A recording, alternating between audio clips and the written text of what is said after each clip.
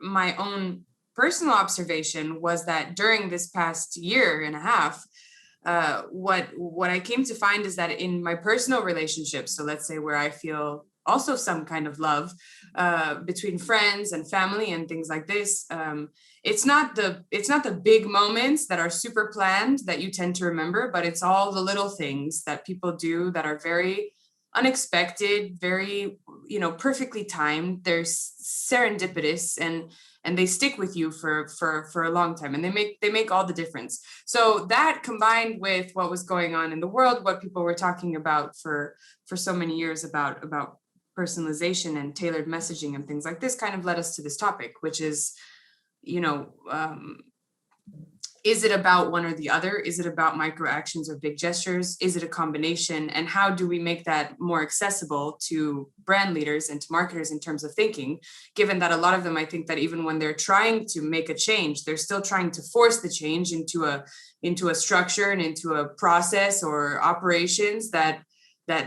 just you can't put the same number of processes into a shorter amount of time and expect to have a result that works. So, but that obviously requires that people kind of adapt to new information, new ways of growing, a different way to create connections with customers. And so here we are trying to, let's say, unpackage that a bit. And for that, I obviously couldn't do it on my own, nor would I ever want to. So I invited these three lovely people who you might know from Branding Mag, actually, as contributors. But first of all, we have Kevin. So Kevin is chief strategist and founder at Limbic Brand Evolution, and he's a former senior director of brand strategy at Interbrand, and he's all about the emotions. So he has a lot to say on this topic for sure. Callum is really great. He's head of insights at Saddington Baines. And so he's definitely the one to ask about how and and if it's possible, and if it's really more accessible, even, let's say, even price wise, which I think is a big deal, to have these kinds of insights that you need to drive micro actions. So he's definitely one to kind of balance out that side as well of the conversation.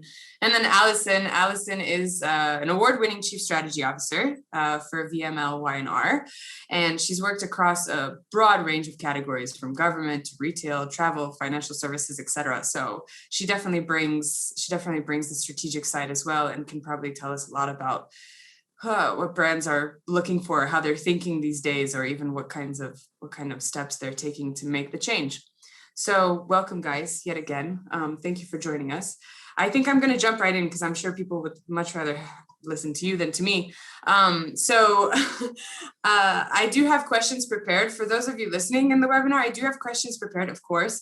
But should you have a question, anytime, write in the Q&A, write in the chat. I'm constantly watching them, and I'll pull the questions in as well as I can, wherever they may fit. And Andy, for your question, since it's not really a question, but a statement, but I'll reply.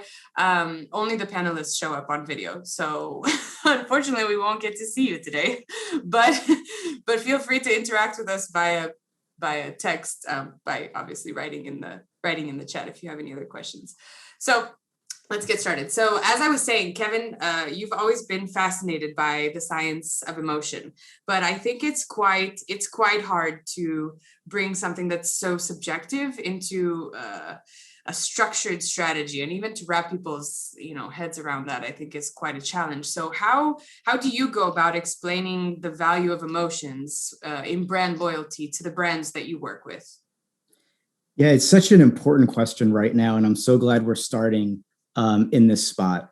First of all, I think as of late, explaining the value of bringing emotional insights and emotion-based thinking into brand strategy and activation is getting easier. It's a story that's getting easier to tell.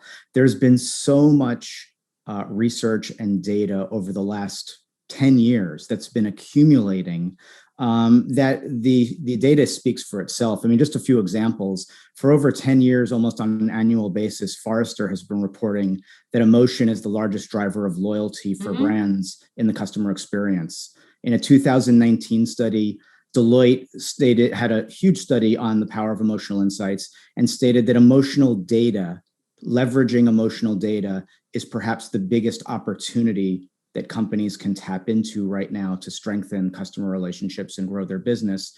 And Harvard Business Review has said things like emotionally connected brands are 52% more valuable. People who are emotionally connected to brands are 52% more valuable than those who are highly satisfied. And for so many years, brands have been going for that highly satisfied, and it's not enough. I think what's hard is change. And you touched on it in your introduction, Flavia. What's hard is change for brands. There are long-standing practices of going about marketing and branding a certain way. There's infrastructure and people and roles and tracking studies that people are afraid to walk away from. There's this cognitive desire to explain ourselves and have long lists of reasons to believe. But there's historically a lot less comfort or understanding about how to wrap your head around the emotional insights and the things that people really need, want, and desire, and to focus on hearts and minds more than trying to convince people.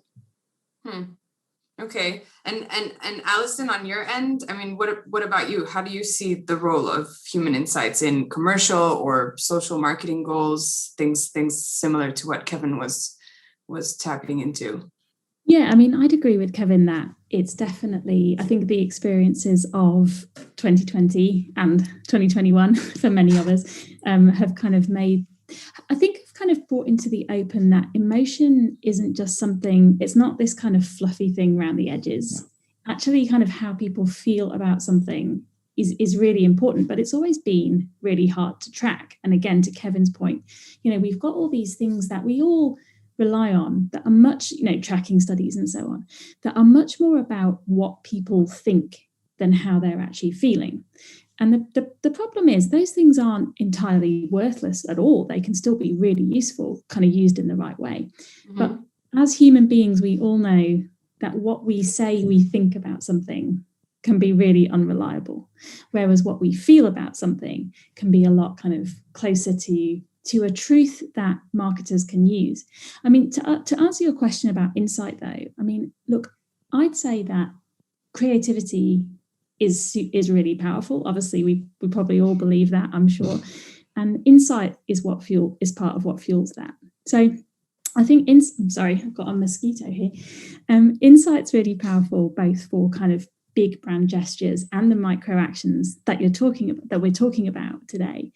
But I think like insights around behavior is where things have really kind of changed a lot recently. We're so much more able to get to grips with why people are behaving, how they're behaving, the shortcuts, the heuristics in people's brains. And I think that, to Kevin's point, has kind of opened up whole new avenues for brands. And that's in kind of both the bigger gestures and the micro actions as well. Yeah. But how do we make that more palpable, though? Because I feel like we all understand, we understand the premise, we understand how we got here.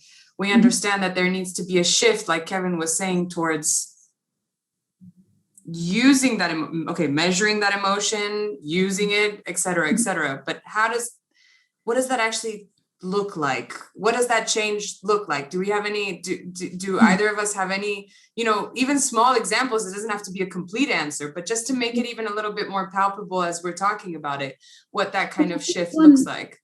Yeah, I think, sorry to No, go ahead. It's a free question. I think probably to start off, and I'm sure we've probably all got really different experiences of this, but something that I and my agency have been working a lot more with over the past kind of year or two, I guess, is the idea of kind of system 1 and system 2 of the brain. So system 1 being those more kind of those faster, almost kind of unconscious responses to things, and system 2 being more the kind of analysis and learning and so on, the kind of fast and slow of the brain, you might say.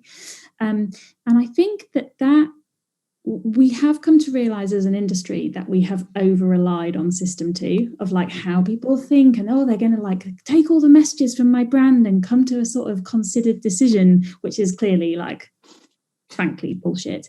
So I think, sorry, I don't know if we're allowed to swear. Yeah, very, very allowed. Yes, very allowed. We're all good. Whereas kind of, I think brands are becoming much more open to how can we really think about how can we measure system one responses, how can we use them, and how can we make sure that the insights we're using to fuel creativity have got more of that balance.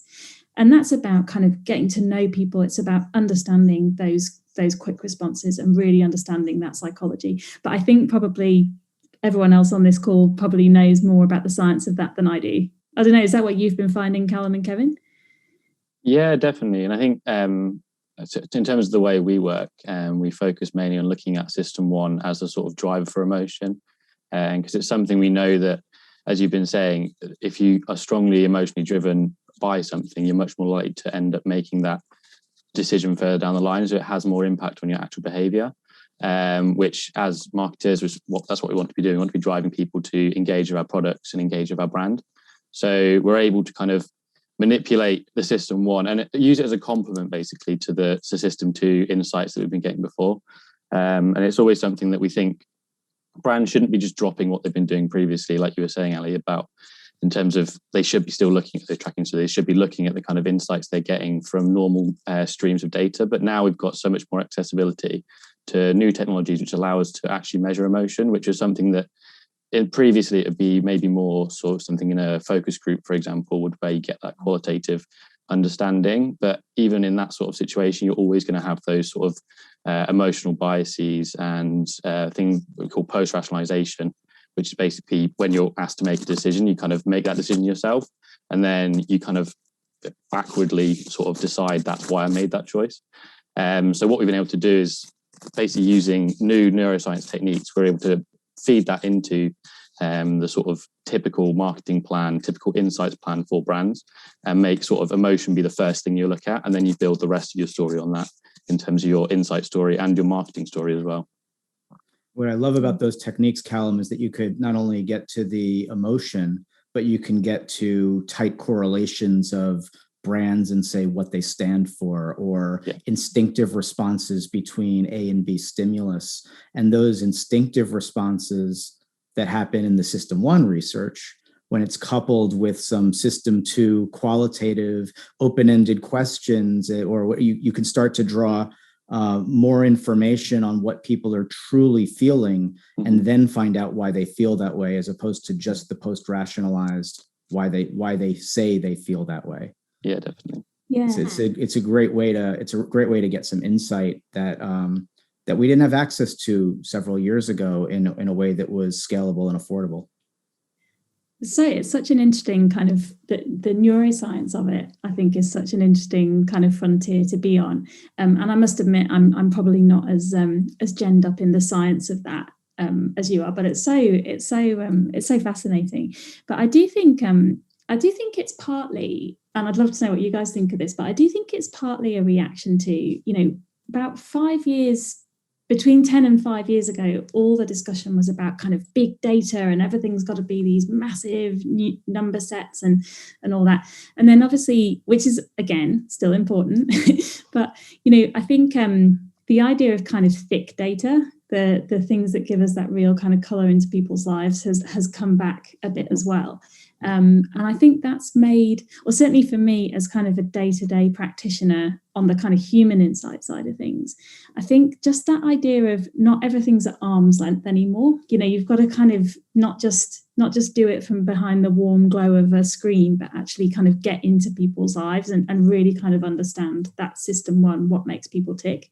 And I think it's such an interesting arc that the industry's been on in that respect.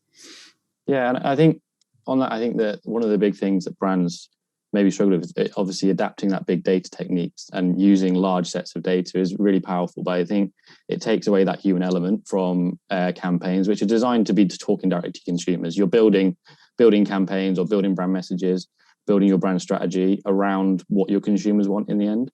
And the second you kind of dilute it all to being pure numbers based, like I said, you will be able to get some notable insights from that, but you want to have more sort of conversations directly with consumers on a much tight-knit basis.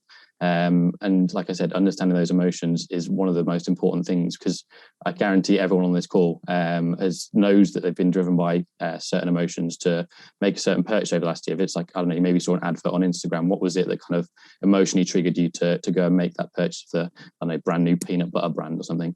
But using that sort of emotional insight as a complement to that big data, you get kind of the big picture and you say, here's what generally our consumers want, but then you can dig in a bit deeper and go, actually what they're feeling is this, and how can we adapt our strategies towards that?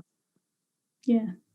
It would see, I mean, there, and yes, I agree with you, Callum, because I have some very inexplicable emotional ties to brands that I don't think I could possibly put into, I don't know, some kind of step-by-step, here's what happened that got me there. But for some reason, I just can't, shake it off. But I think then when we pull those things in, we were talking about customer personas, for example, which is obviously heavily used, to kind of orient marketing strategies and things like this, but it don't often change much. So, this is where we get into the, here are the resources, but then how do you treat them and use them in the processes that you have internally in order to kind of you also don't want it to be a one and done kind of thing, which I think is another, everybody's like, oh, we have to use data in this way. And then they do it once and they get the results and it's a deck and that's it, really. It drives one strategy, but then nobody really revisits it or does so continually. I mean, I don't know. What do you guys suggest that marketing leaders kind of do differently in this way? Even like I said, I think the customer persona thing is just an easy example of saying, okay, well, maybe they should be revisited more frequently, or things should be done a little bit differently, because it becomes a little bit difficult to pair it with today's world. But maybe you have other suggestions as well. I tend to believe that the persona thing that you brought up is a really good example. And I would say in the last year, we've learned pretty clearly that things can change for people pretty quickly, and their state of mind, their environment, their situation, their emotions, what they need, want, and desire in the world, and what's most important to them. Those things can change in people pretty rapidly. Now, I know the anomaly of 2020, which hopefully will not repeat itself, is not going to be the kind of thing that marketers are going to have to do over and over and over again as people's lives and behaviors and needs and wants and desires change. But what I think it brought to perspective is that people are changing all the time. And it just so happened that in 2020, everybody around the world changed all at once. So it was magnified. But I think the idea of revisiting personas, keeping pace with what's changed in people's lives and what's changed in the world around them, and having this incredible curiosity to understand what makes people tick. How do they want to feel as they move through life, and what do they need that they're currently not getting from anyone else? Those are important things to keep track of. And Flavia, you mentioned you didn't mention the brands, but that there are brands in your life that you couldn't see yourself living without. Those brands are doing something really important in your life. They get you, they align with your values, and they somehow became a part of it, and they're doing things in a way that you want to stick with, which, I mean, that's the ultimate goal, is to understand how to address a particular audience in a way that makes them not want to ever live without your brand. Do you guys, no, go ahead. No, I was going to jump in. So I think in terms of the persona thing, using that specific example, like Kevin said, I think they're important things, and you've got to kind of be continuously checking them, but it's not always a practical solution to do that. So what we're working with brands on is to build in consumer insights as part of their whole process as they look throughout kind of making a campaign. It's not sort of, you don't decide on Monday to make a campaign and release it on next Tuesday. It's more kind of, it's a 6-month, 2-year process to build a full campaign. So why do you make those personas at the start of that 2 years and then wait until the campaign's delivered in order to kind of actually assess whether you're taking those boxes? Like Kevin said, the last year is a massive anomaly, but even on a normal year, sentiment changes throughout all the time. So what we're looking at doing is working with brands to kind of test while they're in production of creating advertising campaigns, creating their new brand. And we kind of intercept it at different points. Then there's always a kind of checklist going, are we still ticking the boxes that consumers expect at the moment? Are there any kind of external factors we can now look at that are implicating kind of creating that ripple effect without the brands? So allowing brands to be more knowledgeable about how insights can be used at different steps, not just a case of at the end of the campaign, we'll check how many sales we've made. At the start of the campaign, we'll understand who we're targeting. If you can kind of build that into the full process, then you go, actually, what we're creating now is not working for brand, we're working for the consumers we're looking at. Or what we're creating is working really well. So build more on that. So it's about understanding and using the new technology that's available to people, which can get you kind of really rapid insights. It's not a case of waiting several weeks for kind of to go off and speak to a focus group and get back the analysis. You can kind of get insights within the week of what's going on. And if you're looking at a campaign that's taking 6 months, if you can spare a few days for a bit of extra insights, which can help you kind of direct your campaign and help reduce the risk of the campaign, because you know it's going to be more likely to land well with consumers, and it can kind of really avoid those kind of big hiccups you see from brands all the time, where they release a campaign. I think like Kylie Jenner example, the Pepsi advert is probably one of the best examples of that. And I'm sure that they would have tested that at various points. But if they just kind of built that into their whole production life cycle, they might have realized maybe this isn't a good idea for the brand recognition. So if you can get people to be more aware of how insights can be used quickly, I think it's a really powerful way to help internally see what you can really gain from that and how you can really direct your approach to be really consumer focused. Just before anybody jumps in, Callum, can I ask you to hold your mic up a little bit, because it touches your shirt and it makes a little bit of a noise? Of course, yeah, sorry. Sorry, Ali. Ali, go ahead. No, it's just to be maybe a bit controversial. I'm not we love that. I'm not a massive fan always of kind of segmentations and personas. And I think, like, especially since we started talking about this, I've been giving that some thought as to why. And I think it kind of comes down to two things for me. I think, first of all, I remember being given a piece of advice kind of quite early on in my career, not my year. God, clearly I'm showing my age. Quite early on in my career that you should try and create personas so rich that they cast a shadow. And I was like, oh, that's amazing. That sounds really good. And I spent a lot of time on kind of what these different people were like, and they over-indexed in this and they didn't in that and all that. And I think it's just a really good symbol of, if you become too focused on making your personas right versus how you're going to use them, that's kind of classic mistake number one. It doesn't really matter the flowery language that you use, and should they cast a shadow? Probably not. But what they should be is usable and right for the context. And I think that's the other thing that is just so key as we kind of do find out more about neuroscience and people's behavior and those real kind of instinctive reactions and feelings that people have. It is so dependent on context, on the white noise of people's lives, on not just the kind of the life stage they're in, which is what we all gravitate towards, but that's really kind of lowest common denominator stuff. I think, as we saw last year, we were all in the midst of a pandemic, but we all felt that in such different ways, and our contexts of experiencing that were so different that almost, I think, personas, unless you're using them really well, which it sounds like Callum and Kevin do, I think they can be such a blunt tool that just becomes focused on this, like, how good do they sound, not how useful are they for the work that I'm doing. I think it's a really good point. And in my work, what I try and focus on more than any individual persona is this overarching question of, why should people care? And using curiosity at any point in the process to try and answer that question. What is it about the brand that I'm working with that is inspiring to others? What are they doing to make people's lives better? And how can we get that out more clearly and more purposefully in a way that's inspiring to others? But more importantly, the people that they're trying to reach, what's going on in their world? What's going on in their world, and what is it that they need, want, and desire that they're not currently getting from someone else, and drawing that intersection of why they should care about that brand, and trying to build up some energy in the center point of what the brand is all about, and what people need, want, and desire most that they're not getting from someone else. And whether it's a persona or the entire landscape of a brand's potential population of audience, answering those questions gets to the heart of what a brand can focus on very specifically to make people's lives better. And it kind of strips away a lot of the extra stuff that gets thrown into the messaging or into the planning that is a little less useful.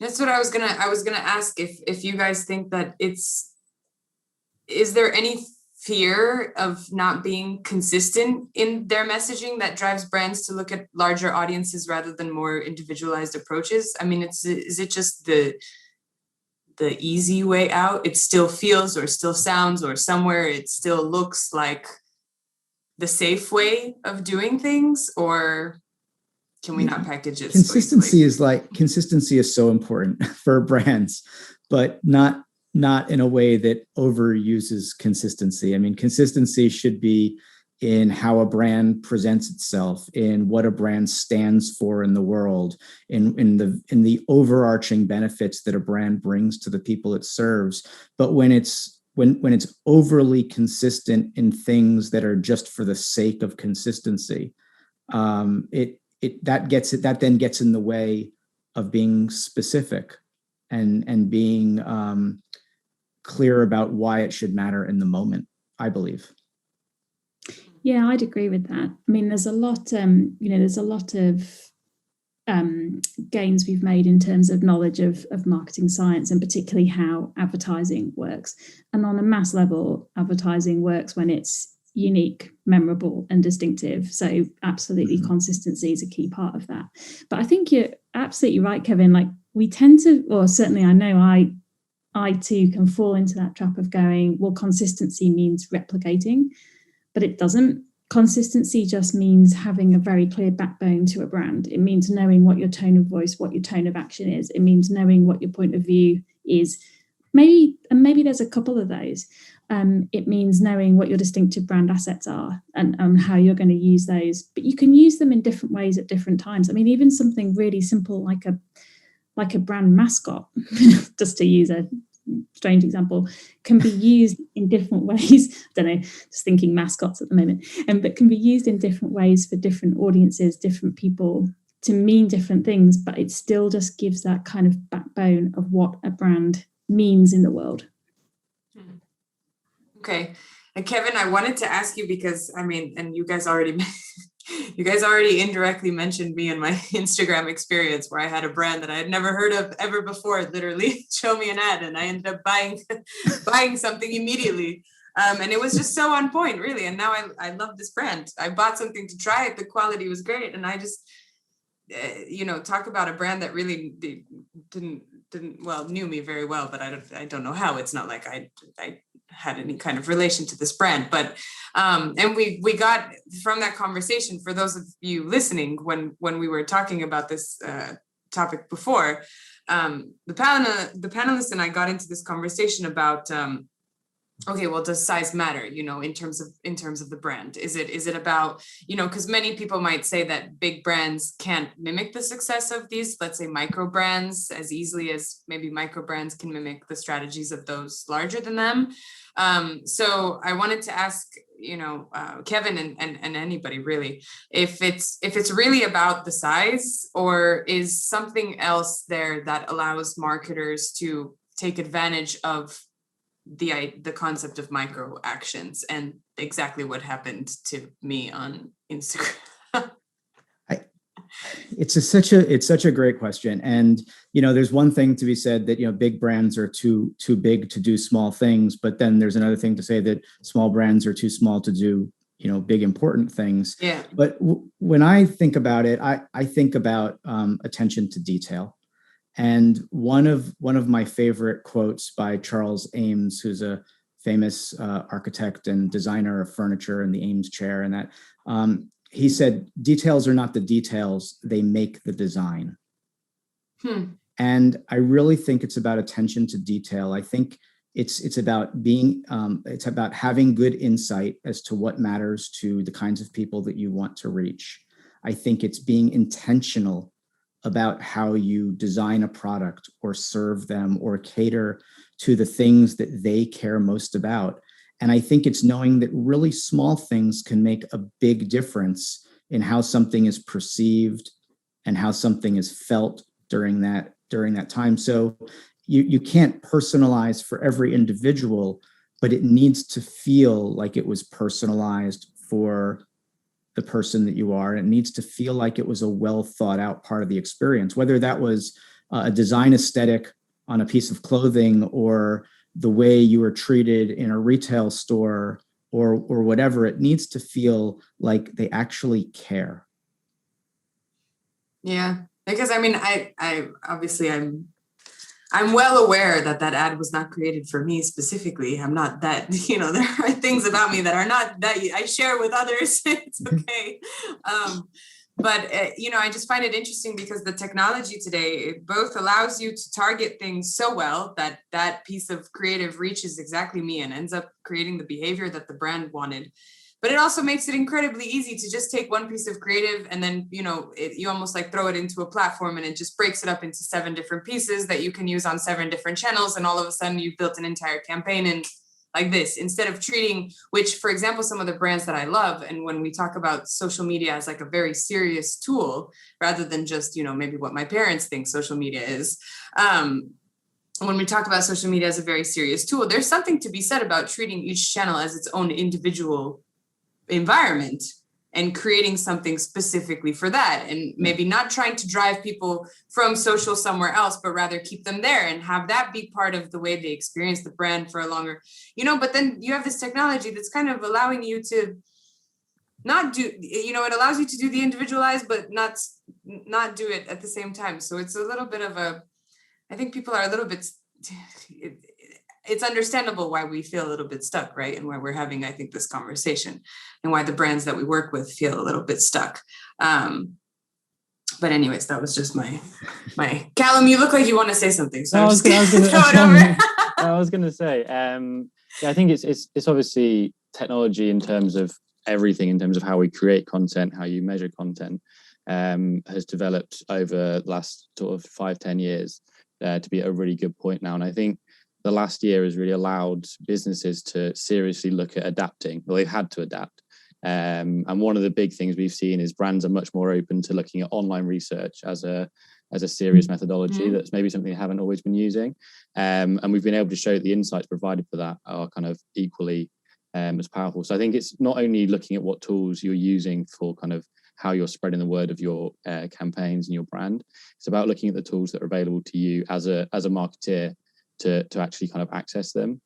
And going back to talking about big versus small brands, I think there's always that kind of hesitation from smaller brands, like, oh, the big brands are doing that, we can't afford that. And same for the bigger brands, like, we're going to go for the biggest, best. We want all this data available to us, and maybe kind of missing out on the more nuanced kind of insights you can be provided. So now we're at a position where kind of brands understand the value and understand how consumers can be using their kind of laptops that they're sitting at home working at their desk all the time, using that to gain insights, and it can be done at an affordable rate for any level of business. The price is dropping down, and because we're not having to look at things like using sort of qualitative session spaces, which obviously bumps up the cost of any insights. We're kind of getting quick insights that are effectively using the same methodologies that traditional panels use on surveys, but getting that much sort of richer emotional insight on top of that. It means that big and small brands can access the technology super easily, and that allows them to connect to their consumers in a much more effective manner. And that's what the small brands kind of are able to do, because they're obviously looking at such a small target, and then once the brand sort of grows, it kind of lose sight of that. Whereas if they build in at an early stage kind of a full sort of process of, we need to be checking how our consumers feel about our brand at any moment, if you can build that into the pipeline at an early stage, and it doesn't have, by an early stage I mean start now, whatever size your brand is. It doesn't mean you have to start it as a small brand, but you start it now, and then within a year's time you'll be able to kind of reap the rewards of that, kind of investing your time and effort to build that pipeline of what are consumers thinking right now, when do they want to kind of be talking to us, when do we want to be releasing products, and then you can leverage that to understand which different channels you want to be kind of working with.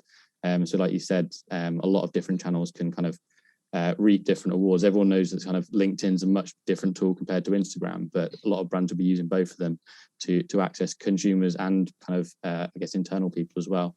So it's about getting that buy-in and getting that understanding that you need to treat each thing individually, but have that overall branding message. That, like I said, if you can understand the emotional side of that, it can be a really good way to kind of kickstart that whole process of you kind of following the consumer throughout the kind of purchase process. I think the purchase process is a really good point as well, because I think a lot of it is about knowing or understanding how brand experience, say BX, and customer experience, CX, work together. I think, sometimes you said a very interesting thing, Flavia, before, where you said, you'd seen that ad on Instagram and you felt like it was for you, and then you ordered something and it was great quality, or it lived up to your expectation. Like, actually, it's almost worse for the brand when the brand experience has created that desire in you, has made you feel like the brand knows you, and the CX, the customer experience, doesn't live up to that. It's almost worse than if you hadn't done anything in the first place. We know that detractors are so much more powerful actually than admirers of brands often. Not in your case, clearly, but you know what I mean. I think understanding those really ownable moments of a customer experience, not just the ones where you're doing, you're meeting hygiene factors, not just the ones where, everybody expects pretty instant delivery, all those kinds of things now, but really what are the ownable moments of the CX that almost become part of your brand? And I think that is an area that a lot of big brands could probably do more with, because that's the bit that feels personal to me. And then it feeds, again, the promise of the brand. I'll tell you one example of an experience I had, which just speaks exactly to what you're just talking about, Ali, is Bose speakers and headsets and those types of things. And I actually had two different experiences with Bose that just make me an incredibly loyal customer. First of all, the quality is wonderful, and I have a few different of their products in my life, but there was one occasion where I had a wired headset with a microphone, and the cord broke, and it was completely my fault. I think it was long, and I stepped on it, and then it tore when I stood up or something. And I went into a Bose store and I said, "Can I buy a replacement?" And the guy just goes, "Yeah, just take this." He just gave it to me. And then, and I thought it was just a fluke or something like that, because it was like a $12 piece. About a year later, I went in with my SoundSport, which is the wireless headset that I use sometimes. And it was about a year and a half old, and it was starting to be defective. One of the earpieces was crackling a little bit. And I brought it into a store, and they're like, "Yeah, here's a replacement." Like, there was no question, and clearly, and hopefully I'm not getting one individual or two individuals in trouble, but clearly it seems to me that Bose has a policy of just taking care of it. It's easier for them to just give you one off the shelf than to deal with a repair issue or anything else. And the experience that I received there makes me incredibly loyal. Like, why would I want to go anywhere else when, I have to replace my $14 headsets all the time because they break in 6 and 5 months. But with Bose, I could spend $150 US on something, and they'll replace it in a year and a half if it's not working. I'm sure it won't happen every time, but it made me feel like it might. That's super, super nice. But this poses a good question, which actually somebody put here in the Q&A, which is, what actions, micro or macro, have more chances of driving emotional reactions then? I think the big gestures or the micro actions? I think there's value to both of them, but I think that consumers tend to remember the smaller actions, and that's how you get anecdotes like that one from Kevin, because people remember the small things. I mean, people engage with the brand initially at kind of a macro level, and that might kind of pique your interest initially. But I know that the micro actions, and there's a whole variety of things that micro actions can fall into, whether it's just a small tailored piece of creative, or I don't know, reacting to something which has kind of happened in the news. Basically, using those micro actions, they're something that consumers can take away and kind of become those sort of brand ambassadors for you without having to kind of invest that much within them. I mean, I'm likely to maybe look at both speakers now, so because of that sort of story, because knowing you can kind of get those little things, and I know that everyone would have stories similar to that from different brands they've worked on. It's kind of the little things that make you feel that a brand is working for you. And like you said earlier, Flavia, you're fully aware that advert isn't for you, but at that moment it felt like it was for you.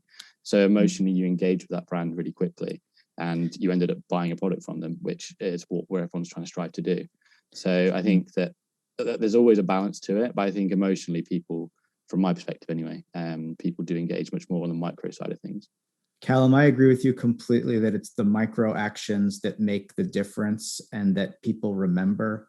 And I think they emanate out of a macro approach that a company takes. I think it emanates out of a set of values and a set of enabling employee and customer service type behaviors that facilitate the ability for those micro actions to be encouraged and for them to happen. So I think it starts, like a lot of things, from the top down.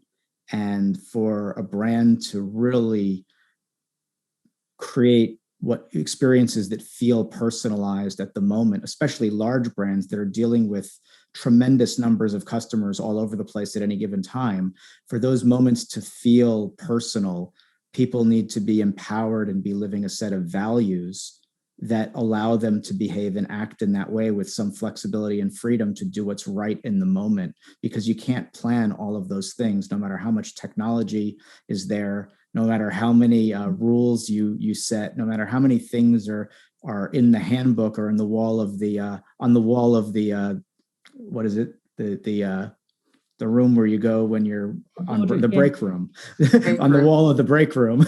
You can't make those things happen if people don't feel like they're encouraged and empowered to make things happen for you.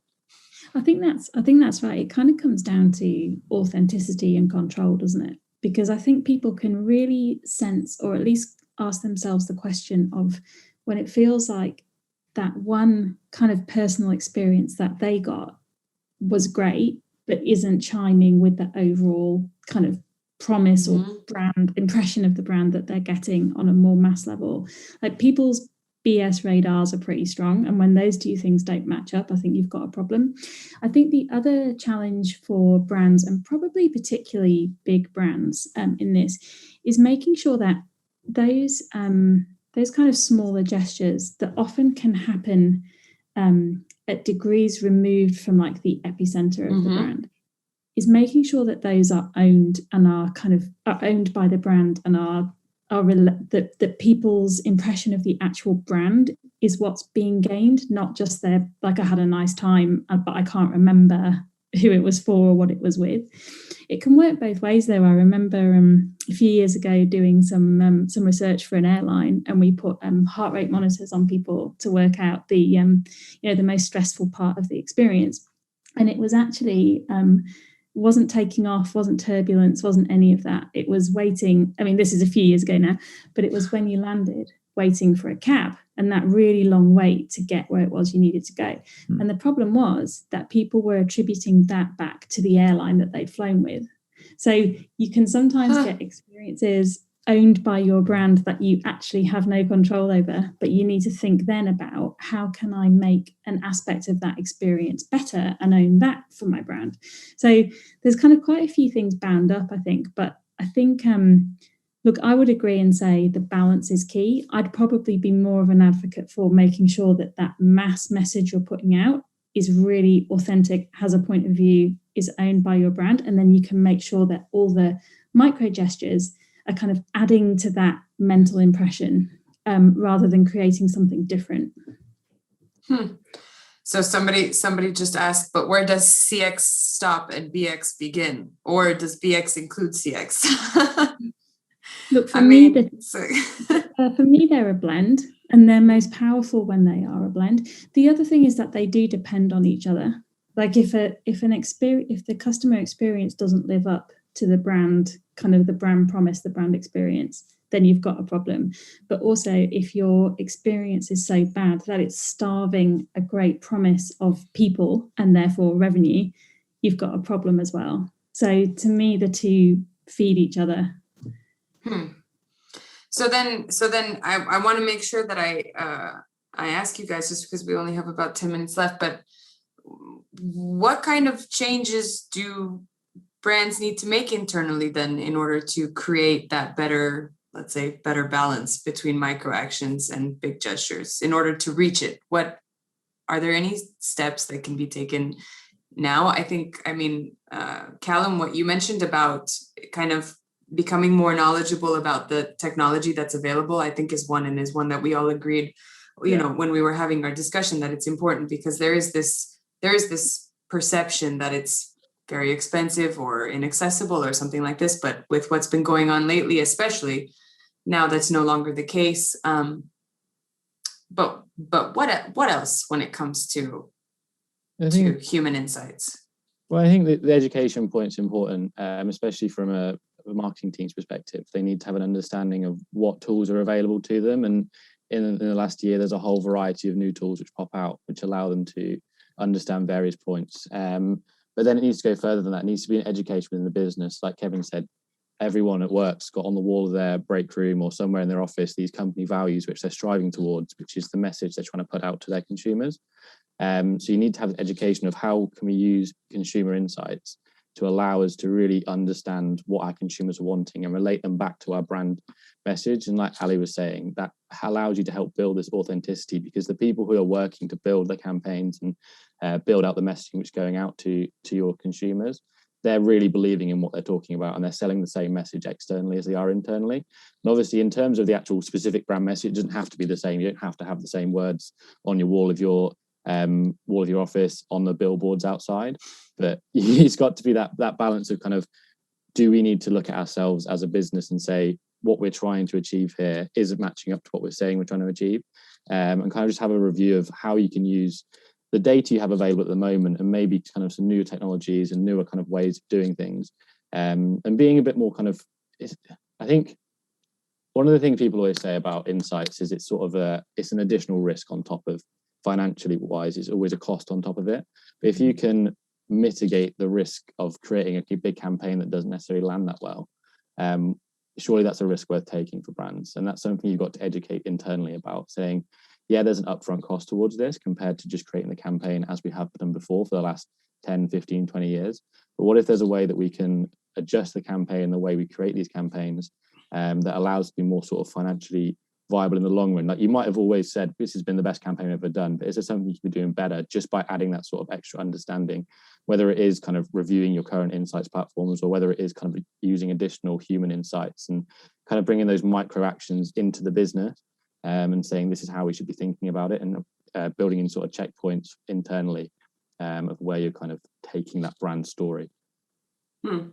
I agree so much with what you just said, Callum, and I just want to layer on top of that Gartner issued a report a few months back where they talked about the 4 core competencies that brands need to be successful in 2021, and their top 2 are very much in alignment with what you just talked about. And one is customer understanding, and number 2 is adaptive planning.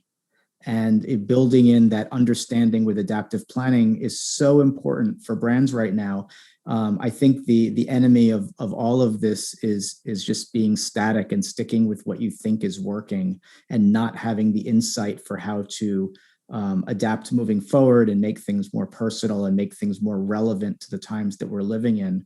I truly believe personally that the combination of our ability to more easily understand instinctive insights about how people are feeling and what they need, want, and desire, combined with the kinds of technology evolution that's happening in consumer products, the ability to hyper-personalize, I think that's a really big, important combination that brands need to be thinking about, not only now, but in the next few years. It's going to become a real competitive advantage to combine our ability to understand what people think, want, and feel with our ability to hyper-personalize the product experience through algorithms, through Internet of Things type technology and appliances and other types of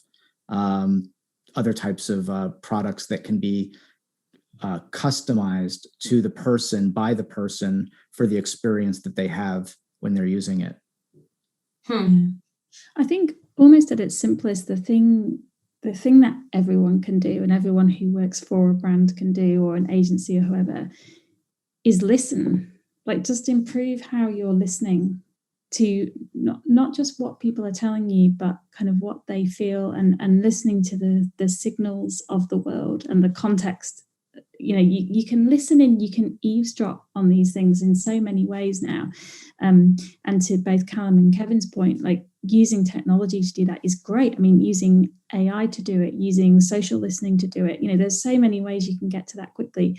But also, there's still nothing wrong with using your own two ears and making sure you're kind of attuned to the world in that respect. I think that's almost, it's a simple, I always think listening it sounds so simple, doesn't it? But to do it properly, it does actually take kind of quite a lot of effort, but it's something that all of us could probably do better. And I think really helps with this balance of the micro and the big that we've been talking about. That's why even in people, being a good listener is considered, you know, like a rare, it's a good one. Yeah. It's on the list. Well, I should definitely take my own advice, by the way. Since we've been comparing kind of this human relationship side of things to the brand relationships since the beginning. But okay, so before we close off, unfortunately, can you guys give us an example or two of brands that have integrated targeted micro actions very well into their strategies? I know, Kevin, you have one that you like a lot. Well, one example that I'm very fond of is Electrolux, which is a global appliance brand. And I had an opportunity to speak with the head of consumer insights there a few months back, and even shared a little bit about what he's up to in a recent Branding Mag article. But what they've done is they've been very specific about who they're targeting. Their brand is all about, their vision is around shaping better living. And they are targeting an audience of people who value sustainability in their lives and want to do so without sacrifice. So without sacrificing design, without sacrificing innovation. And what it allows them to do is to think broadly about the brand experience and the product experience and how they message all of that, but doing so in a way that allows them to get very specific about how they could bring sustainable living into people's lives without the sacrifice of design. And I just think it's an interesting example of choosing an audience, being well-positioned, targeting very specifically, and as a result, being able to go deeper and wider into how you could make people's lives better who share those values. Very nice. Yeah, and you had also mentioned that even at PepsiCo, when you were talking, yes. With the head of insights and things like this, they were so open about how the methodologies internally had to change. They had to kind of remove these disparate groups of methodologies in different departments and continuously, and countries kind of trying to make sure that they measure the same thing. So this idea of centralized data to learn about trends around the world and in specific places, I thought that was also a really great example of a very big brand that kind of really just overhauled, let's say, the way they were doing things globally in order to use more behavioral science methodologies and be more detail oriented, even though they're very large. Yeah, so I think the comparison between, let's say, a PepsiCo and an Electrolux, or even Callum, I know that you have a great story as well with how you guys were able to use this kind of testing, let's say, or research to really help a small brand, not just with campaigning, but maybe something even larger than that. So to jump in, we worked with a watch brand last year, and basically when we started working with them, all they had was a product. They didn't even have a brand name or anything. And as you can see behind me, we're a very visual company, and that's kind of where we thrive on. So we want to help people understand that, 80% of what you kind of take in as information is visual. So most of the things you see, day to day, you see about 10,000 different pieces of advertising per day. So kind of how do you build a brand from the bottom up and kind of make it sort of stand out? And like Ali was saying earlier, you need to be unique and distinctive in order to kind of actually get any sort of resonance with your campaigns. So we work with a brand, and like I said, they haven't even decided a name. So we decided to build logos around a few different concepts for their brand naming. We're able to help them kind of test them against their consumers and help them understand and steer the direction of that conversation and say, look, this is the option that people actually resonate with. This is what makes people feel that these specific brand values to you are kind of really matching the name of it. So we kind of first took them with their actual kind of logo design and naming, and then we could take it a bit further and kind of work on their creative campaign. It's actually this campaign just here.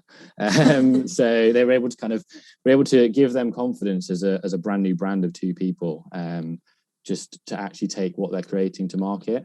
And we managed to run various tests on various different design concepts of the actual final still images and animations, which allows them to really define and make sure they're honing in at each step. So they honed in emotionally, they've ticked all the boxes for the brand name, do the same with the logo design, do the same with the brand colors, do the same with the campaign colors. So having those checkpoints for a brand of two people means that it is accessible to people, and it's something that brands are able to kind of join in with.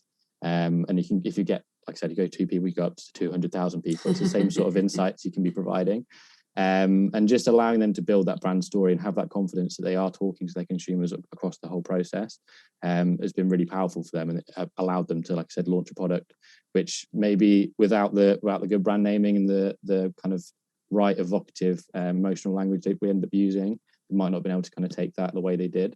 So it's a really kind of positive story in terms of how they can build in insights without having any insights before, really, apart from kind of website traffic. And it's a super simple kind of process for them. There's an education element to both sides in terms of educating on the brand, and it's educating them in terms of how we can use this. But once those steps are kind of overcome, we're able to kind of build that story up for them, and it's been really successful. Ali, are there any brands that come to mind for you? There's actually there's a campaign I saw, I think it was late last year, that really stuck with me, which is from the supermarket brand Aldi, which I know is global, but this was a campaign here in Australia. And it was it took a micro gesture and it blew it out into a mass gesture, a big gesture, which I thought was kind of interesting. So they had this, and this was all real. They had somebody tweet or post on Facebook that they bought some strawberries from Aldi, and the strawberries were moldy, and they were never going to go to Aldi again, and this was dreadful. And Aldi basically spent their whole kind of budget for the couple of months afterwards trying to convert this one woman by stealth back to Aldi. So they were in cahoots with her husband. They replaced all the food in her fridge with Aldi food, and then they got her favorite restaurant to they got her into her favorite restaurant, but that night they cooked entirely with Aldi ingredients, and just all this stuff. They even had a marching band, and and I know it's not quite the same thing, because that's more of it's blowing up a micro moment or a micro gesture into a bigger thing. But I just thought it was interesting that it kind of strikes that balance that we've been talking about. It does the kind of consistency, but it does it in those different ways that will apply to different people. And I think there's something in that, we started this conversation talking about strength of feeling and emotion. And certainly, for us to say how a brand makes me feel is 1.5 times more important than any other factor in me buying it. So there's something in just taking a real feeling, like this woman really felt something about Aldi. And yeah, it was something negative, but there's a strength in that kind of can't be faked. And I think using that and having the bravery to use it is really interesting. Oh, that's such a good example. That's great. But I do have to, I know that we're a little bit over time, but I do want to get Dimitri's question answered, actually, because I think it's good, and it's going to be thrown at you, Kevin. So breathe in. Because going back to the Electrolux, because I feel like this is a good chance for us to really give a clear example right before we close, which is great. So thank you, Dimitri, first of all, for the question. But he says, Kevin, isn't every brand into sustainability without sacrifice these days? How does Electrolux stand out in micro actions? It's a really great question. I think sustainability is a value that a lot of brands will sign up for and talk about. And I think it's a lot like the kinds of research that Callum is using and a big fan of. A lot of people will instinctively say, I believe in something, but they won't truly deeply feel strongly enough about it to take action. I believe what Electrolux is doing both at the macro level and at a micro level is they are living and breathing sustainable living. And I don't have any tie to the brand. I've spoken with the head of insights a couple of times, and I've heard their stories and I've researched what they've done. And they're taking a macro platform around sustainability and they're weaving it into micro actions in messaging, in design, and innovation at every step of the experience that they're providing to their customers. So I think that's a little bit different to live and breathe a value like sustainability than to be a brand that simply promotes it on the side with very good intentions and with very high impact, or even less so, some brands that claim sustainable and aren't really living up to it in everything that they're doing. So there are different tiers and layers of how wedded you can be to a value that your brand stands for. Great. Well, I mean, I'd keep you guys longer, but but I think we're over time, and I know that people have places to be and things to do. So thank you everyone for joining, really, and thank you for your questions and all that good stuff. And you guys, as always, my friends, I appreciate it. I appreciate you being flexible, you being here. We made it through this anomaly of a webinar.